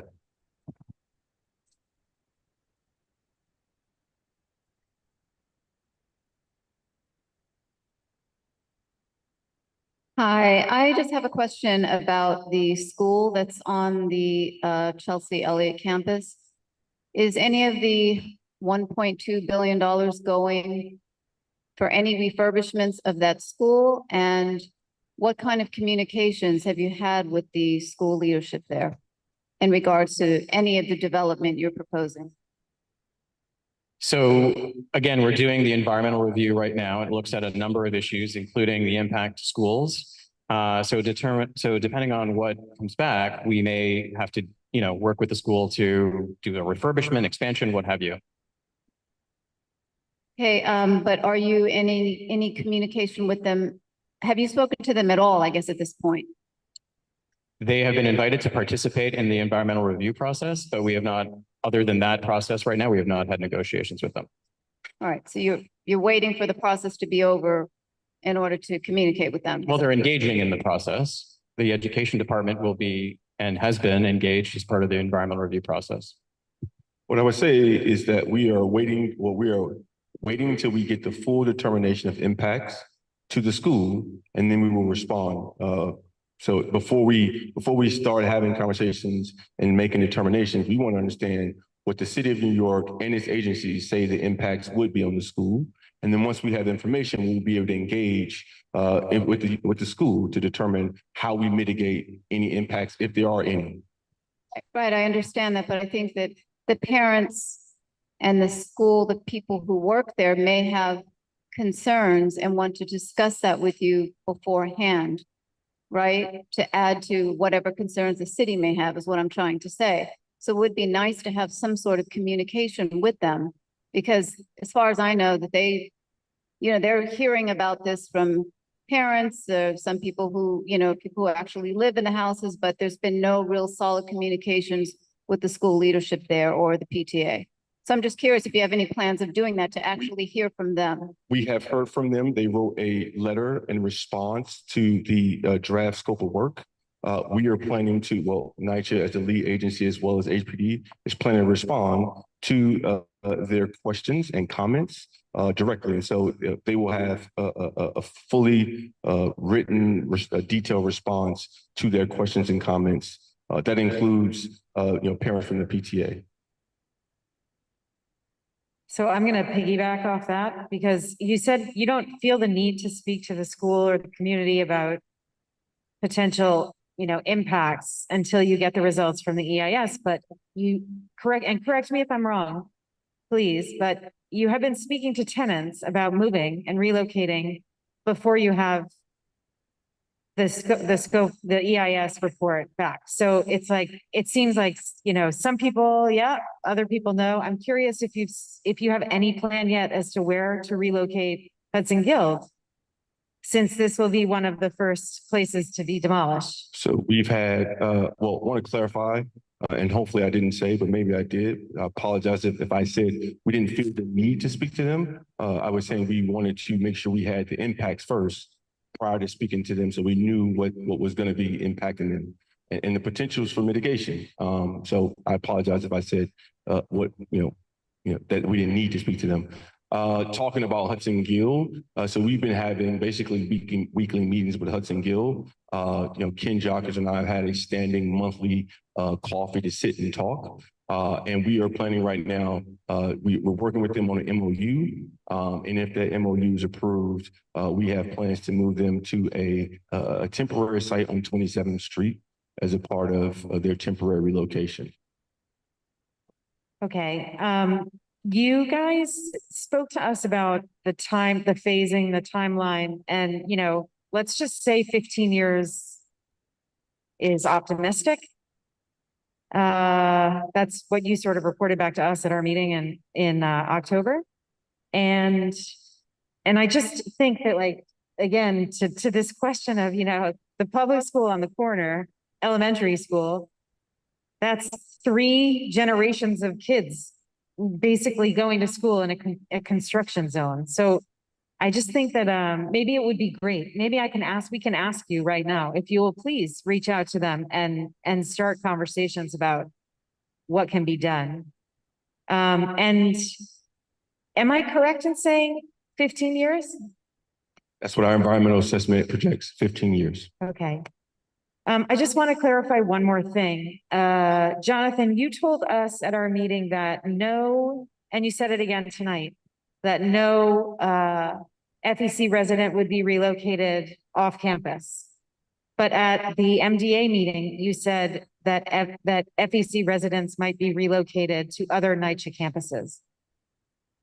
I definitely didn't say they'd be relocated to other NYCHA campuses.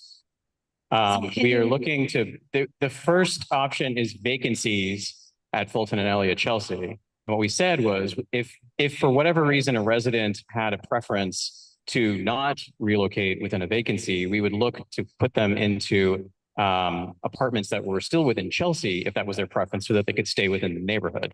And then if there was somebody who wanted to relocate to another part of the city within the NYCHA network, that was something we could look at. But what we're trying to do is make sure that people are not disrupted. And it's our understanding that most people don't want to be disrupted and they would like to stay within either Fulton if they're at Fulton or Elliott Chelsea if they're at Elliott Chelsea. So that's sort of the order of prioritization, but we're not looking to move people to other NYCHA developments. Priority number 1 is to keep them at Fulton and Elliott Chelsea within the existing vacancies that we have. So I think that it's good to speak the truth and, you know, and not have to clarify. So twice we've now heard that, you know, a commitment that it would not happen, but it feels kind of like a soft commitment. It's not at all. I just said that it's based on resident preferences. I see. So if a resident wants to stay on campus, they are guaranteed to stay on campus. That is what we are going to do. There may be situations where their household size is too big, and we'll work with residents to figure it out. But our commitment is to keep them on the campus. Okay, thank you. I want to make sure we have plenty of time for public testimony. So I'll just one item I just want to focus on. And it takes us back to the repair plan and the repair effort.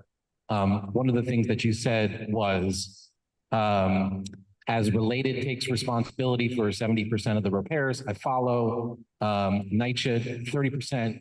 There was reference to not wanting to change the system by which it exists, that folks, the NYCHA folks, call into the call center to be able to activate repair strategy. I just want to flag for you, during this conversation alone, one of our community committee members said there's a problem in the building that hasn't been addressed. Jonathan, I appreciate that your reaction to that was, I'll get on it. If we didn't have a meeting tonight, what would happen? So I just want to sort of note this from the perspective of, while I understand and appreciate the idea that you want to use the NYCHA call center, I'm wondering whether or not that is going to be the most effective result in facilitating the repair process. In other words, I'm not confident necessarily that the existing process works for existing residents. So while I understand your desire for intervention and not wanting to change the existing system, I think we have to understand that these repairs are significant. They require immediate intervention. And while we've heard good things thus far about some of the effort that's been made, relying on the call center, I would suggest, might not result in the best outcome. So I guess I just want to know, you said very briefly, well, it's NYCHA, we're going to use that system. Is there anything more you want to say about how it is that you're going to ensure that the existing system is going to work for residents? Well, I think Greg also said, I mean, this is our first iteration of this process, and we're going to be working to improve it as the weeks, months, so on, go on. So, you know, if this is correct, if there's some thing falling through the gap or falling through the cracks, then we will work to plug that. But I would say, as it relates to the issue that was raised about the elevators, it's quite possible that it's already being taken care of. I understand that the elevators are out, but folks could already be en route and dealing with that issue. So part of me getting onto it is to see where we're at, to see if we've got a register of that call. And if we don't, then I'll be talking to these folks and to my folks internally to see why we didn't get that. And I appreciate that response. And it's about what happens when down the road, because this is a new structure. And I want to make sure that we're seeing the repairs. Specific to what you said in terms of accountability and responsiveness, is it correct that you are going to ultimately use the Fulton Chelsea Elliott website to be able to identify what progress is being made with these repairs? To identify, yet we will use it to, you know, Track progress. We're going to use it to publish the progress that's been made. Thank you. Yes. We're going to go to public testimony. Ready? Okay. I'm going to name the first three folks that are identified, and then we'll have you come up. Lydia is in the first spot, Tom, number 2, and Layla, number 3.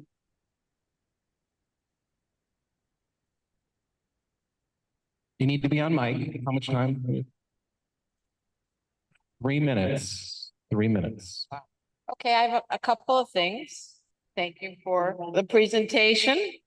Okay, first of all, it blows my mind that you have so many empty apartments in NYCHA, Elliott, Chelsea, Fulton. Can you explain why that is? You don't have to answer now. I'll take my answer offline, as they say. When there is an incredible demand for housing, why do you have so many open units? The other thing I want to ask about is I guess it's phase 2. It looks to me like you are building 3 super tall towers to house all the residents in what is now a low rise with some towers complex. How are you thinking about this? You're putting all the residents in 3 tall towers and leaving the rest of the campus to develop for mixed income. That is completely antithetical to the goals, plans, and aspirations of our community housing. Are you aware of that?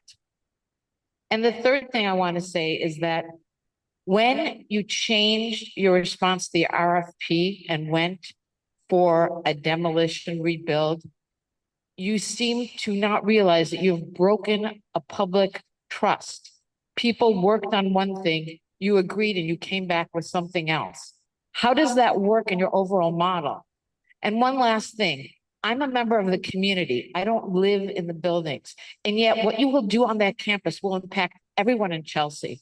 Your ULURP will affect everyone in the Chelsea. Yet you took no time to reach out to the larger community. You haven't talked to the parents or the school, and you haven't talked to the rest of us. That's not working for us. We will be part of this community. And when you develop that campus the way you want, it won't just be NYCHA. So please keep that in mind going forward. Tom, floor is yours. Well, Yeah, Tom, name and address, Kristen. my address. Sorry. Okay. Sorry. I live in Chelsea. I've lived here 32 years. My name is Tom Lunke. I'm also a 40+ year urban planner. I worked in city and state government for 30 years. So I come at this with a heavy heart because 2 of my mentors who are unfortunately passed, Jane Jacobs and Erwin Cohen, would not approve of this plan. I don't know if you know either one of them or know of them, but Jane Jacobs told me probably 25 years ago when I started working for the state to beware of the abstract. And what I've heard today is a lot of abstract notions, a lot of this idea that you're going to improve the quality of life. How do you replace a home that people have raised their children in, that are taking care of their mothers and their grandparents? How do you replace that with an apartment, a corporate apartment? I don't know how you do that. You say that this is a resident-led initiative, yet I see no residents on your development team. I hear from a couple of resident association representatives, but I also hear from a lot of residents that are saying that they don't want demolition.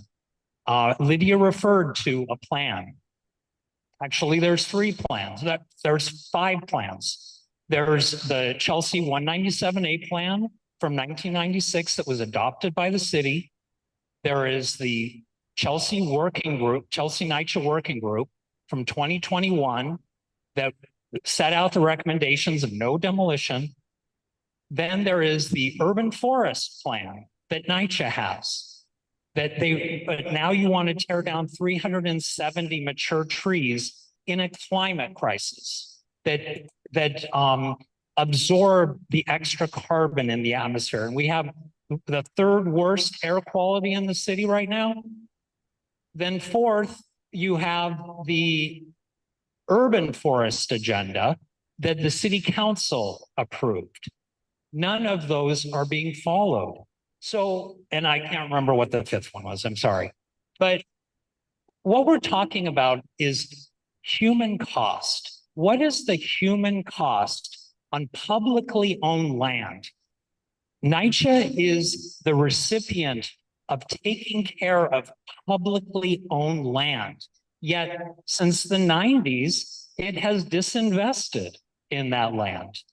So the residents have signed, okay. Say anything? Okay. So the residents signed leases, and now you're saying, give up those leases and you'll get a couple of more appliances. Give up your homes that you've decorated for 20, 25 years and raised your children in, and we'll give you an apartment that's right-sized because maybe all your children can't live with you. Thank you, Tom. Right? Thank you. Layla is next. Layla is next. And following Layla, John, Jacqueline, and Renee. Thank you so much. I actually have a series of questions. My name is Layla Lokuzico. I'm a resident of Chelsea. I'm the district leader for Chelsea, Assembly District 75, Part A. My questions are, can you actually tell us the terms of the bonds? How many years are the bonds issued for? What is the projected interest rates? And who guarantees the bonds? Is it the city, the state, the feds, or is it related? On the low-income housing tax credits, what is the value of the low-income housing tax credits associated with this project? And we understand that they may vary based on the amount of bonds that you can issue. Please give us the data for any range and projection. The land lease terms, how is the valuation done? What are the terms of the negotiation? Who is actually doing the valuation? Is the land lease for 99 years a lump sum, or is it renegotiated periodically? If so, when and how often and by whom? Beyond the land lease, will NYCHA receive any revenue from the mixed income buildings? If so, what kind of revenue and how much? On the tax exemption, it is my understanding that the replacement buildings will be tax exempt. Is that correct?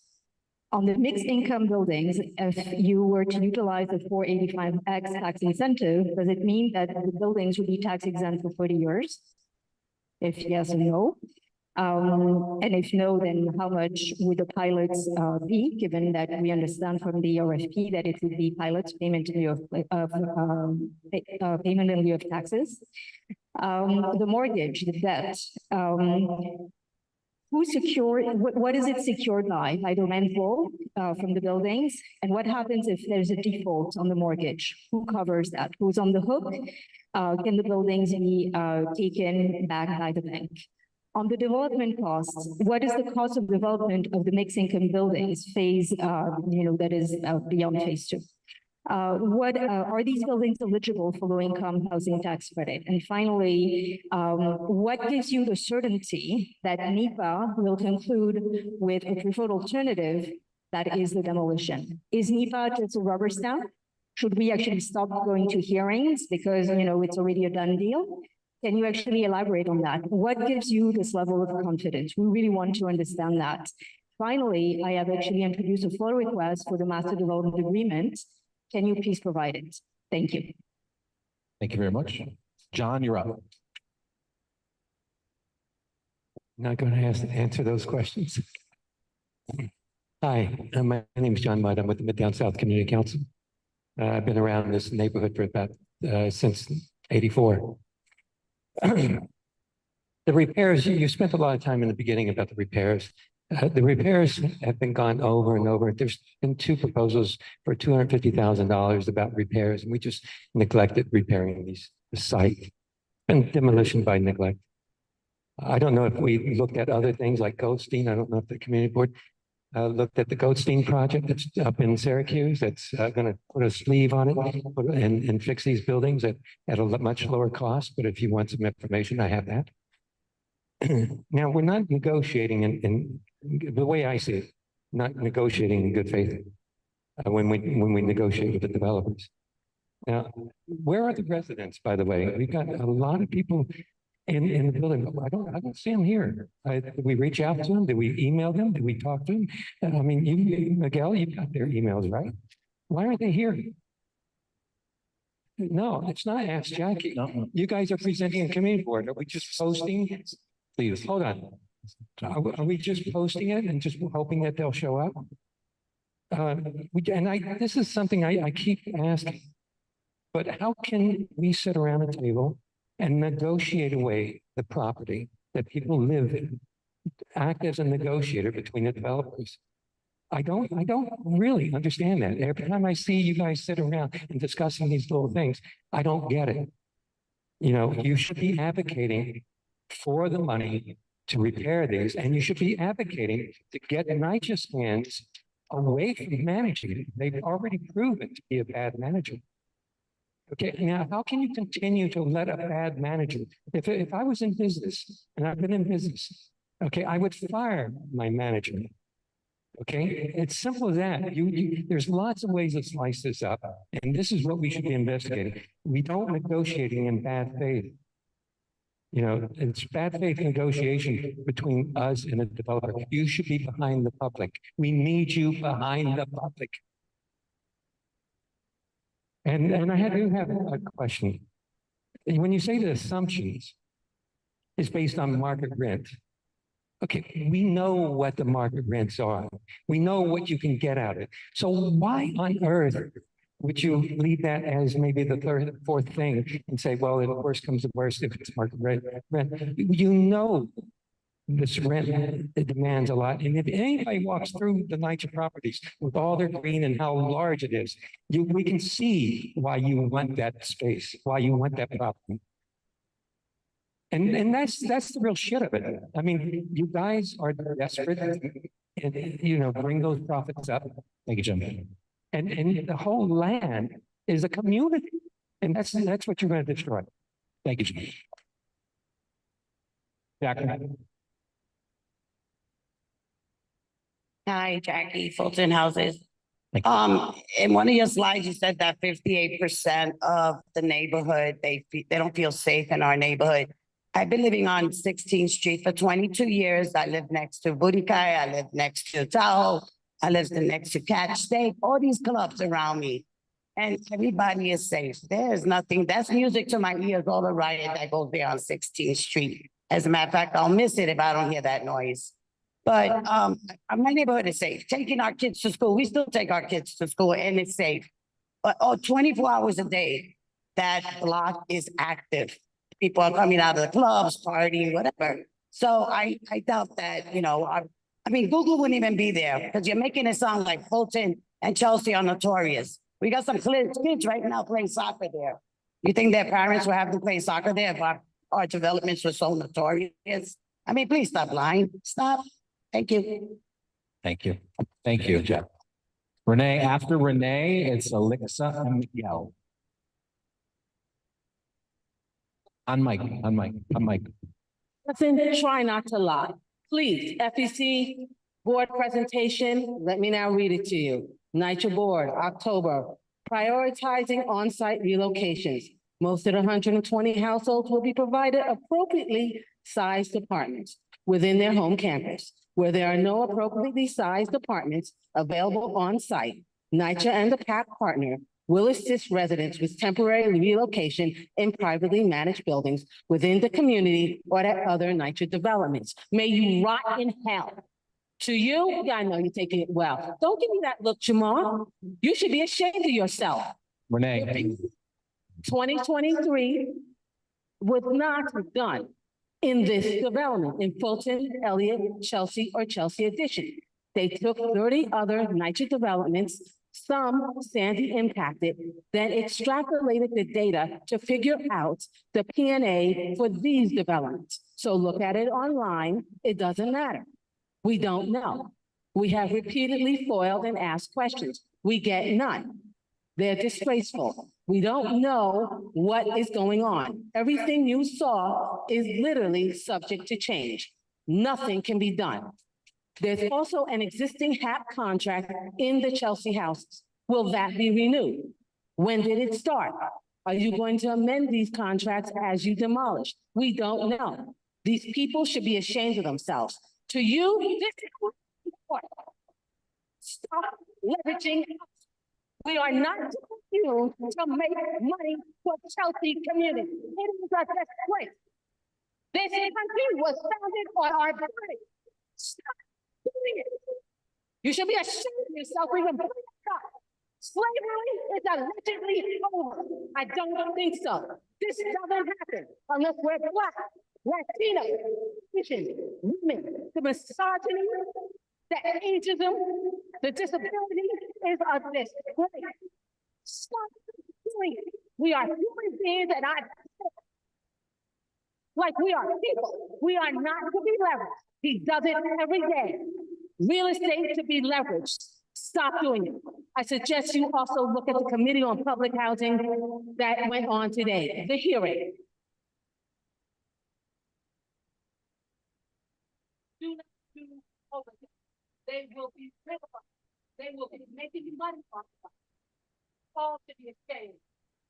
Thank you, Renee. Alexa and then Miguel. Let's make sure we get the mic working for that. Hi, good evening, everyone. No offense, guys, but you're destroying. Yeah, no offense, but you are destroying the community, the low-income people, because all you talk about is the finances, the land, everything that's going to be done against us. And she mentioned about the contract. 20 years, what's going to happen to the low-income people in 20 years? We're going to go homeless. And you guys are the blame for it. This is not right. We're angry. We've been coming here for a long time. I get stressed and I get high blood pressure every day, thinking of what's going to happen to me and to low-income people. You came from the projects, right? So you should know how it's like. Thank you. Miguel. Thank you. Good evening. First, I want to thank you guys for giving me this opportunity. I'm Miguel Acevedo, Chair, President of Robert Fulton Houses. What I want to say is I support the plan. One of the main reasons I support the plan, this is going to give us an opportunity to have livable conditions to live in. The other thing that I want to bring up is that I heard many of you here, even in the audience the other day. This is what baffles me. You guys were talking about housing in Hudson Yards, no casino, no hotel. Go back to 2009 plan, what created housing and affordable housing and market rate. That's what you, people in the audience, people on this board, this is what this is doing. It's creating housing, brand new replacing housing for us, 1,100 units of affordable housing, 2,400 of market rate housing. Nothing but housing. No casino, no hotel, no light and air being affected to the High Line. So how could we sit here every other month and try to propose to stop the project if all of you support building housing? And this is what it's doing. Thank you. No other public testimony. Don't be so jealous. Off mic. Thank you.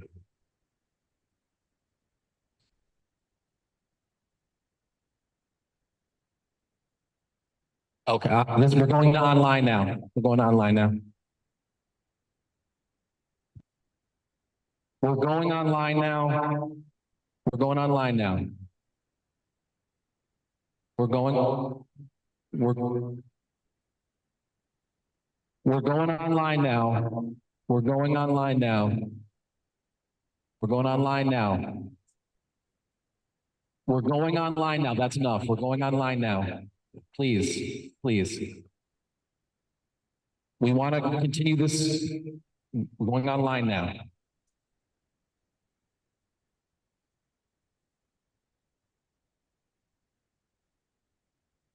Salinas, are you with us? All right, hold on. Salinas, are you with us? You can speak now.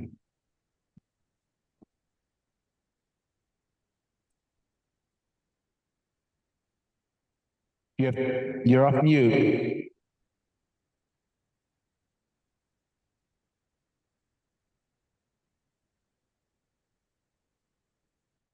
Oh. Oh.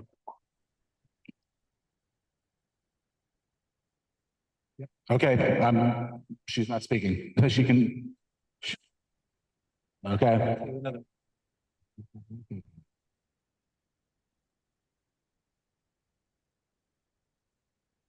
Hello, can you hear me? Yes, we can. Okay. Miguel Acevedo, we can build housing on empty plot, not sacrifice an existing community. Stop catering to Related. Related, trying to act like superheroes because NYCHA has purposely neglected us. Maintenance isn't difficult. The funds are available. The before and after on the slides prove that our buildings can be preserved. We already have mixed income housing. We are a working class community. The unemployed is a low percentage. We need to occupy our empty apartments in this so-called housing crisis. I've always lived in the Elliott houses, and I've always felt safe, and I've always been safe. Where is Related getting their percentages from?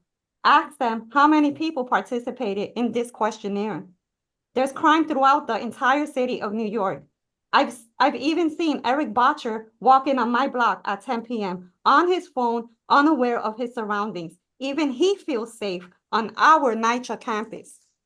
The buildings are not falling apart. There's no need to move forward with this proposal. We all know that new constructed buildings are built with cheap materials.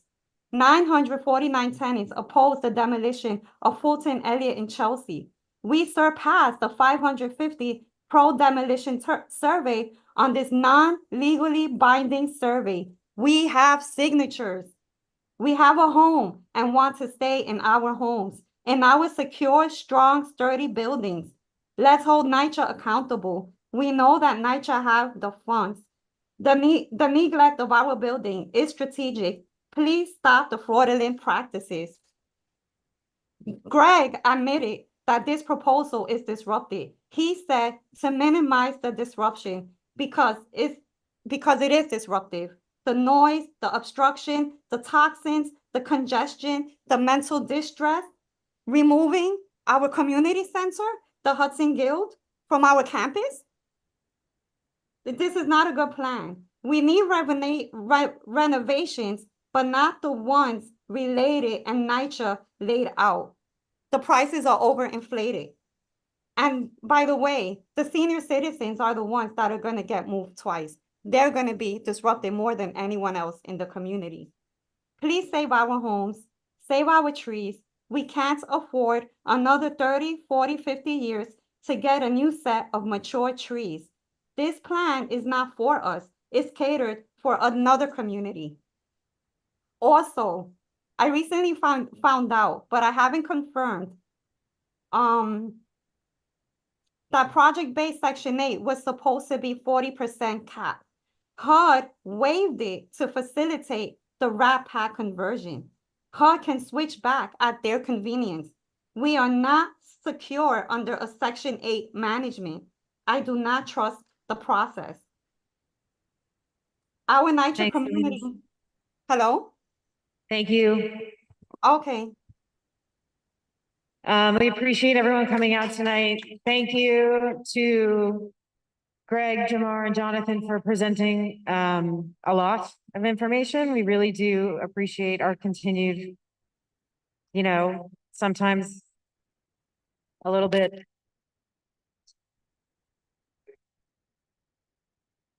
no, sorry. And however our relationship is, we appreciate it.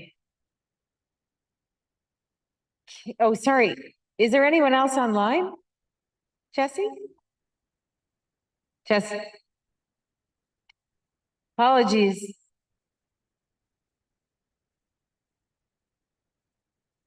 In a heat wave, yes.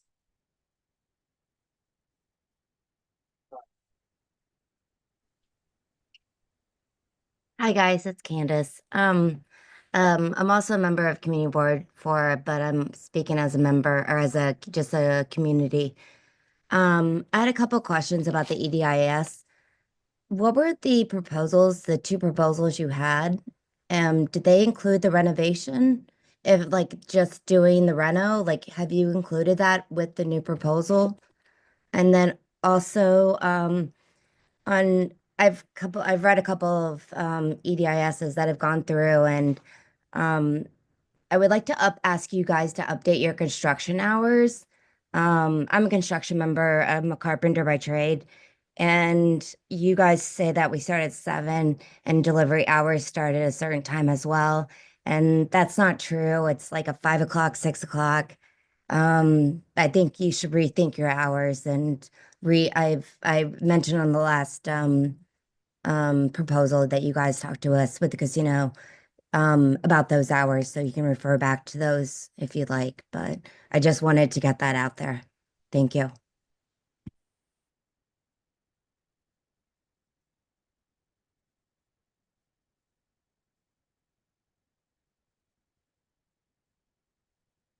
Thanks. It's actually been brought up by a couple other committee members. They're asking about the options in the draft environmental impact study that you put forward to be studied.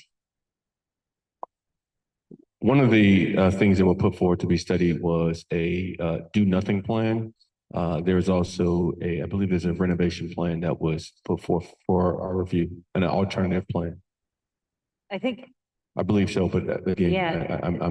I think that it's a do nothing plan, which includes no renovation, a non-ULURP reno or demolition, non-ULURP and demolition ULURP. Yes. So there is no I think there's renovation another, plan that's put there's forward. an additional, I mean, that was in our comments. right. Right. Okay, just wanted to make sure that I wasn't, it's been a while. So I wanted to make sure that I wasn't wrong. So Candace, hopefully that answers your question. Again, thank you. I appreciate you coming and continuing to engage with us. We look forward to the answers to the questions. We might send you a couple more. For the committee, just one quick update about full board and the letter that was tabled. Jessica, as you saw in the Dropbox, sent an admin letter. Our elected officials have already been in touch with us to schedule a meeting for early January. So they are responding quickly. So that's good news, and happy holidays, everyone. Go outside and cool down. Thank you. Is there a second? I suppose there's a second, right? Sector, appreciate it.